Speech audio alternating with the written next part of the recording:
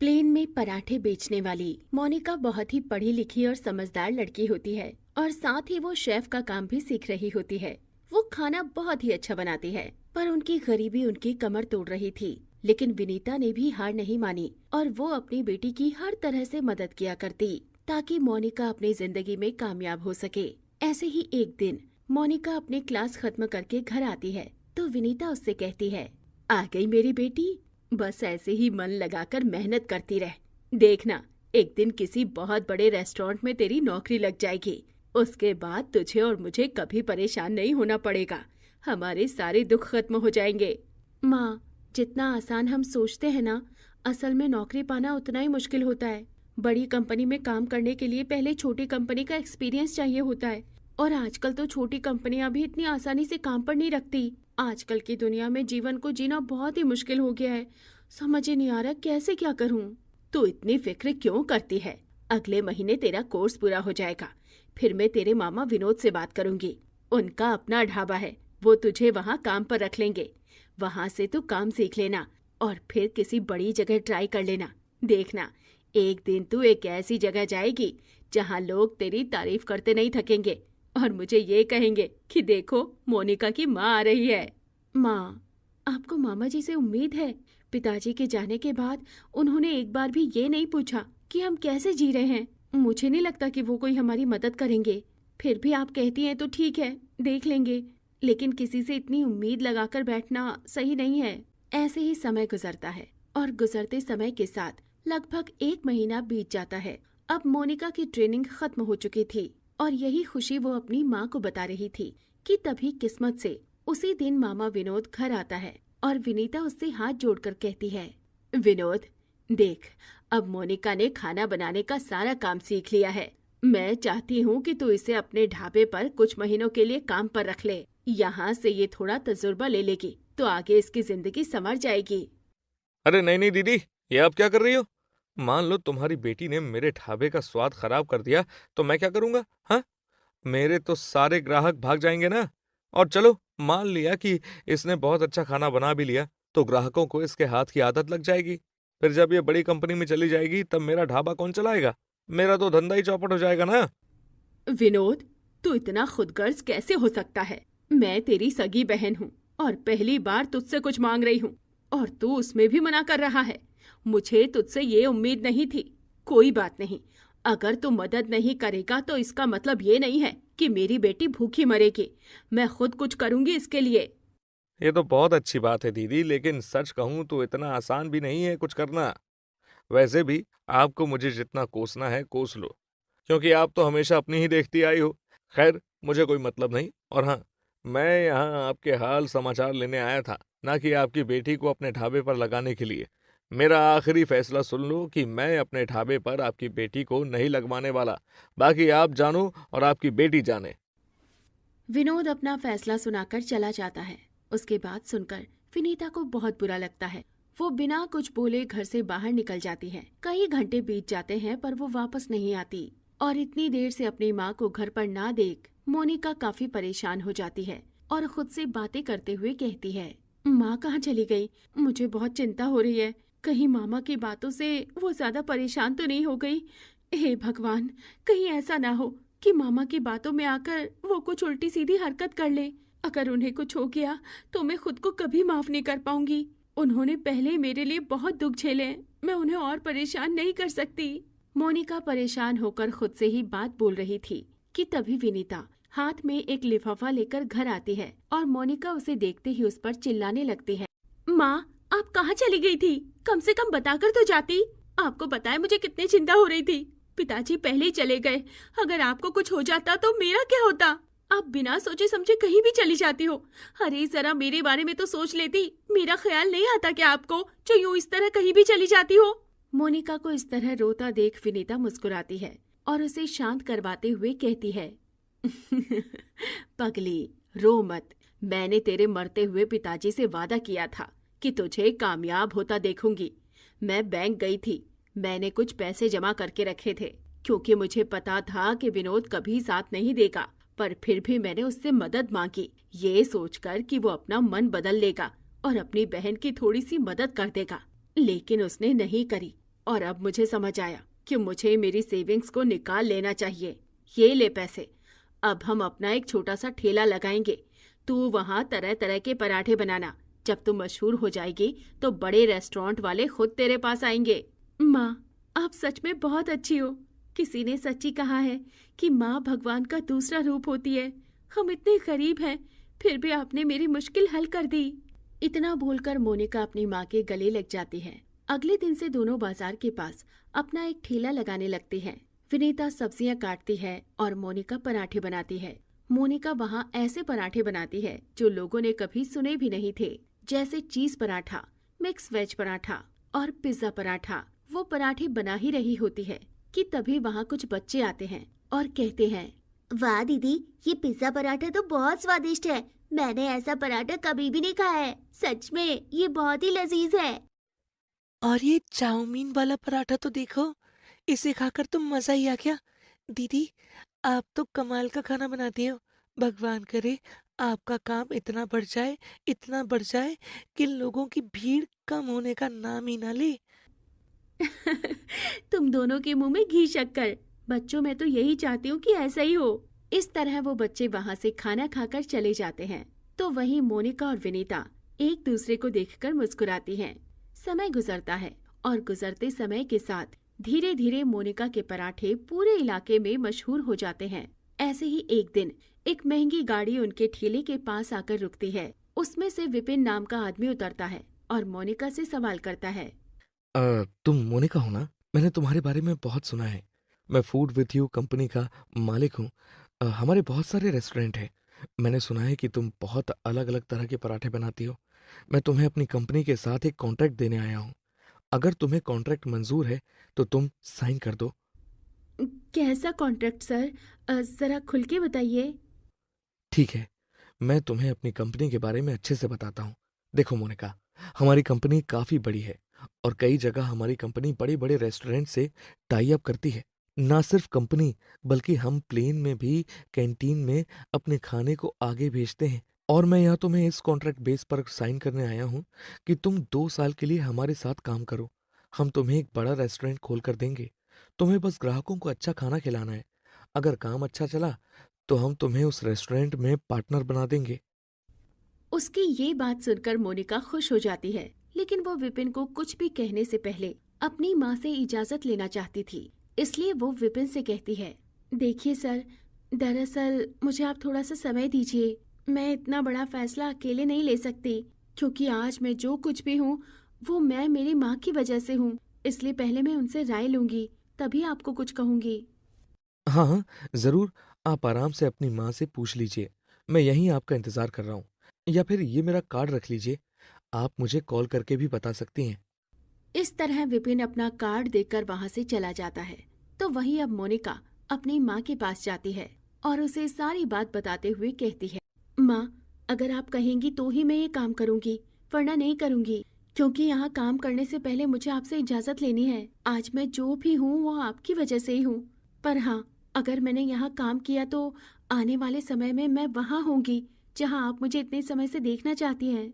अरे पगली, मैं तो तुझे इतने समय से एक ऐसी जगह देखना चाह रही थी जहाँ जा पाना हर किसी के बस की नहीं, और आज जब तुझे वो मौका मिल रहा है तो भी तू यहाँ मुझसे पूछ रही है।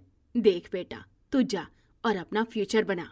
तेरी खुशी में ही मेरी खुशी है, और तुझे जब आसमान में उड़ता हुआ देखूंगी ना तो मेरे कलेजे को सुकून मिलेगा। और जब मैं तेरे पापा के पास जाऊंगी तो गर्व से उनसे कहूंगी कि देखो, मैं हमारी बेटी को वहां पहुंचा कर आई हूँ जहां पहुंचाने का आपको वादा किया था। माँ की ऐसी बातें सुनकर मोनिका की आंखों से आंसू टपकने लगते हैं और वो तुरंत ही अपनी माँ को गले से लगा लेती है। शाम को वो विपिन को फोन करती है और इस कॉन्ट्रैक्ट के लिए हाँ कर देती है। इस तरह अब मोनिका विपिन की कंपनी में काम करने लगती है।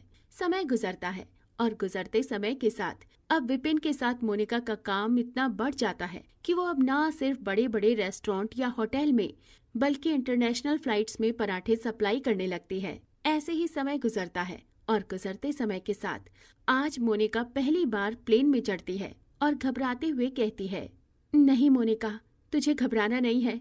तुझे तो अभी आसमान छूना है, एक दिन अपनी माँ को भी इसी प्लेन में बिठाकर पराठे खिलाने हैं। अब मोनिका प्लेन के किचन में जाकर पराठे बनाने लगती है। थोड़ी ही देर में पूरे प्लेन में पराठों की खुशबू फैल जाती है। वहाँ बैठे कुछ अंग्रेज भी खुशबू सूंघकर खिंचे चले आते हैं। वाओ, ये कैसी खुशबू है! ये पराठा तो बहुत ही लाजवाब है। हमारे देश में ऐसा खाना नहीं मिलता। मैं इस खाने वाले शेफ से मिलना चाहता हूँ। अंग्रेज की बात सुनकर पायलट मोनिका को उसे अंग्रेज के सामने जाने को कहता है और मोनिका घबराती हुई बाहर आती है। उसे लगता है कि शायद कोई गलती हो गई। व्हाट हैपन सर, कोई दिक्कत है क्या? अगर पराठे अच्छे नहीं लगे तो मैं फिर से बना देती हूँ। अरे नहीं नहीं, ये तो बहुत ही डिलीशियस है। मुझे ये डिश बहुत पसंद आई। तुम बहुत अच्छा खाना बनाती हो। अंग्रेज के मुंह से ऐसी बातें सुनकर मोनिका को भी बहुत अच्छा लगता है। समय गुजरता है और गुजरते समय के साथ वो अब एक मशहूर शेफ बन जाती है। अब मोनिका को एक पराठे वाली लड़की के नाम से नहीं बल्कि मशहूर शेफ मोनिका के नाम से बुलाया जाता था। रविवार का दिन था। संगीता अपने पूरे परिवार के साथ डाइनिंग टेबल पर बैठी थी। तभी उसके घर की बड़ी बहू सभी के लिए गर्मा गर्म मटन बनाकर लेकर आती है। ये लीजिए संडे का स्पेशल लंच, मेरे हाथों का बना हुआ स्पेशल मटन। अरे वाह माही, मैं तो सोच ही रहा था कि आज घर पर मटन बनवा लेते हैं और तुमने बना भी दिया। वाह भाई वाह। मैंने और बहू ने तो कल शाम को ही प्लानिंग कर ली थी कि आज दोपहर में खाने में क्या बनाना है। चलो बहू, जल्दी जल्दी खाना परोस दो क्योंकि तेज भूख लगी हुई है। माँ ही सभी को गर्मा गर्म मटन, चावल और रोटी सब कुछ परोस देती है। सब लोग बड़े आराम से खाना खा रहे होते हैं कि तभी घर के दरवाजे पर दस्तक होती है।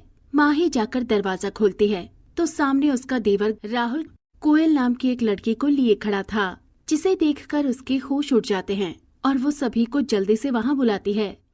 अरे सुनिए सब लोग, देवर जी शादी करके आ गए हैं। अपने साथ अपनी बीवी लेकर आए हैं। देखिए, जल्दी आइए आप सब यहाँ पर। माही की आवाज सुनकर सभी लोग खाना छोड़कर जल्दी से बाहर की तरफ आते हैं, जिसे देखकर बाकी सबके भी होश उड़ जाते हैं। ये सब क्या है गौतम? तूने हमें बिना बताए शादी कर ली। ये लड़की कौन है? कहाँ की है? नाम क्या है इसका? इतना बड़ा फैसला लेने से पहले एक बार हमसे पूछ तो लेता गौतम कि हम तेरी लव मैरिज के लिए राजी भी है या नहीं। मम्मी पापा, घर के बाहर ही सारी बातें कर लोगे क्या? हम दोनों को अंदर तो आने दीजिए। राहुल के कहने पर राहुल और कोयल को घर के अंदर बुलाया जाता है। तभी राहुल बोलता है, इसका नाम कोयल है और प्रतापपुर गांव की रहने वाली है। ये कोयल और हम बहुत समय से एक दूसरे से प्यार करते हैं और इसलिए आज हम दोनों ने एक दूसरे से कोर्ट मैरिज कर ली। क्या? गांव की लड़की?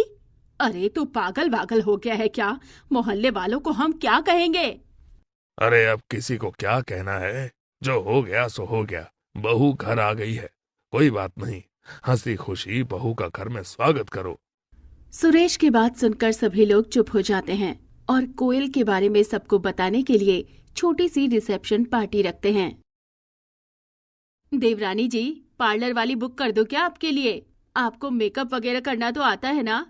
मुझे सब कुछ आता है जेठानी जी, आप चिंता मत कीजिए। अगर आपको मेकअप करवाना है तो बताइए। अरे नहीं नहीं, मैं तो अपने आप देख लूंगी। बस मेकअप ढंग का करना, कहीं ऐसा ना हो कि गांव की वो पागल लड़कियों की तरह आप भी जरूरत से ज्यादा ब्लशर लगा लो। इतना कहकर माही वहाँ से चली जाती है और जैसे ही कोयल तैयार होकर पार्टी में सबके सामने आती है तो सभी लोग कोयल को देखकर हैरान हो जाते हैं, क्योंकि वो बहुत ही ज्यादा सुंदर लग रही थी और उसे देखकर कोई भी नहीं कह सकता था कि वो एक गांव की लड़की है।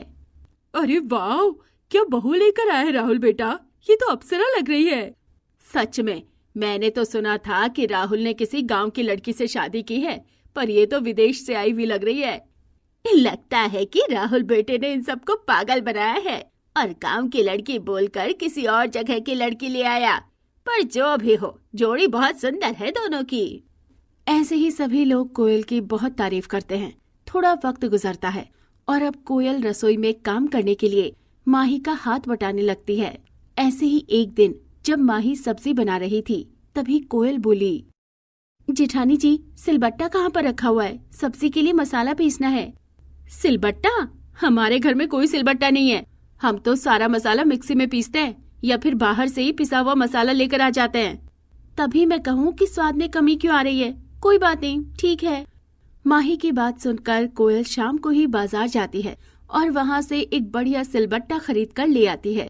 और अगले ही दिन कोयल रसोई में सिलबट्टे पर सब्जी के लिए मसाला पीसना शुरू कर देती है। अरे ये क्या कर रही है तू? माँ जी, सिलबट्टे पर मसाला पीस रही हूँ। इस मसाले का स्वाद ना सब्जी में 4 चांद लगा देगा।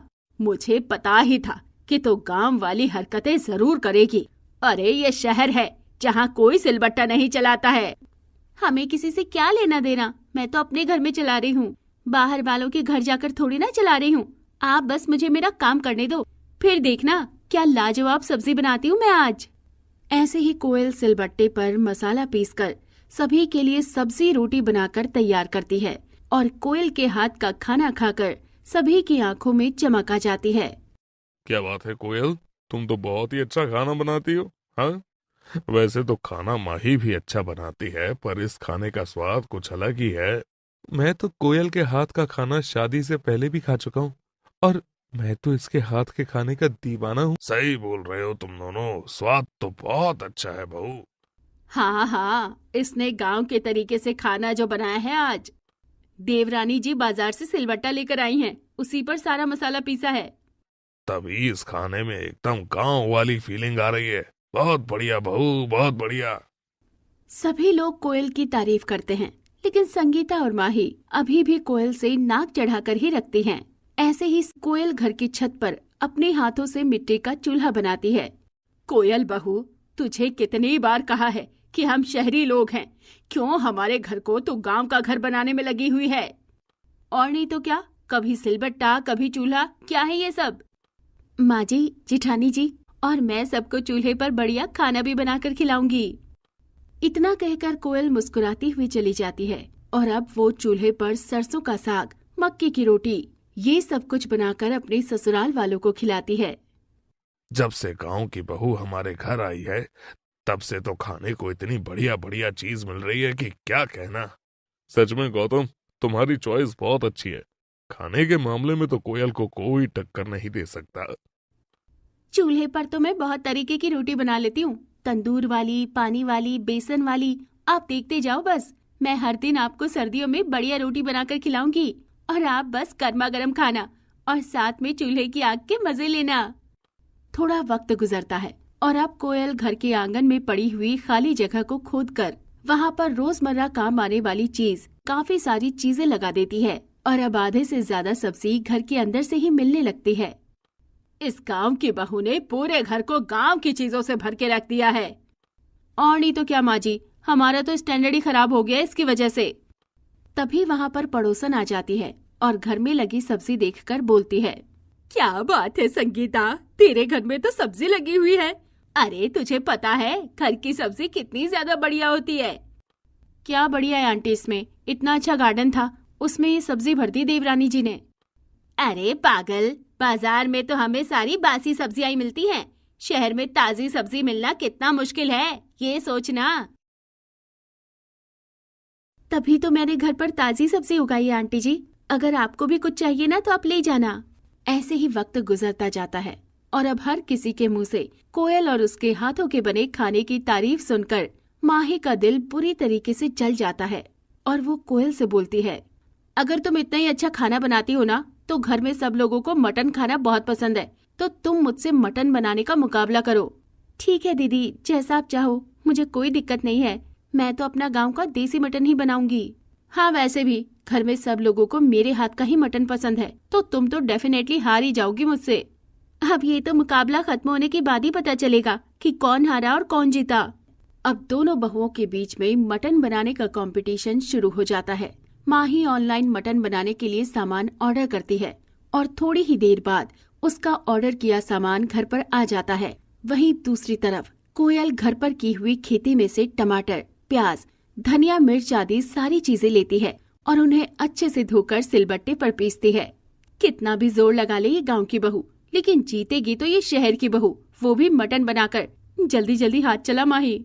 माही और कोयल के बीच चल रहे मटन के कंपटीशन को लेकर अब घर वाले भी उत्साहित हो गए थे। देखो आज क्या होता है और क्या नहीं। भाभी और कोयल में मटन बनाने की जंग छिड़ी हुई है आज तो शहरी मटन और गांव का देसी मटन एक साथ खाने को मिलेगा भाई, वाह बढ़िया खबर है। आखिर हमें भी तो पता चले कि दोनों में क्या फर्क होता है। दोनों बहुएं इतने जोरों शोरों से मटन बनाने की सारी तैयारी करती हैं और माही मटन को हमेशा की तरह गैस पर बनाती है, लेकिन कोयल मटन को चूल्हे की मंदी आंच पर पकाती है और उसके मटन की खुशबू पूरे घर में फैल जाती है। थोड़ी देर बाद दोनों बहुएं अपने हाथों का बना हुआ मटन बर्तन में निकालकर सभी घर वालों के पास ले जाती हैं। अब आप लोग मटन खाकर बताइए कि किसने मटन ज्यादा अच्छा बनाया है। मैं और दीदी आपको अपने हाथों का बनाया हुआ मटन परोस देते हैं, तो आप लोग बेझिझक अपने विचार मटन खाकर हमें बता दीजिए। माही और कोयल दोनों अपने हाथों का बनाया हुआ मटन पूरे परिवार वालों को परोस देती हैं और सभी को कोयल के हाथों का ही मटन ज्यादा पसंद आता है। कुछ भी कह लो माही बहू, लेकिन कोयल के हाथों का बना हुआ ये देसी मटन सच में बहुत ज्यादा अच्छा है। ये मटन तो सच में मुंह में जाते ही घुल रहा है। इतना अच्छा मटन मैंने पहले कभी नहीं खाया। अरे वाह माही, तुम भी ये मटन खुद खाकर देखो, तुम्हें अपने आप पता चल जाएगा कि हम जो इतने समय से मटन खा रहे थे और कोयल ने ये गांव का देसी मटन बनाया है उसमें कितना फर्क है। सभी के कहने पर माही भी कटोरी में डालकर कोयल के हाथों का बना हुआ देसी मटन चखती है और पहले ही निवाले में माही कोयल की दीवानी हो जाती है। सच में मैं तो ऐसा मटन बनाने के लिए कितनी रेसिपी ट्राई कर चुकी हूँ, लेकिन कभी मुझसे ऐसा मटन बना ही नहीं। सच कहते हैं लोग, गांव का स्वाद ना गांव का ही होता है। मजा आ गया कोयल तुम्हारे हाथों का देसी मटन खाकर।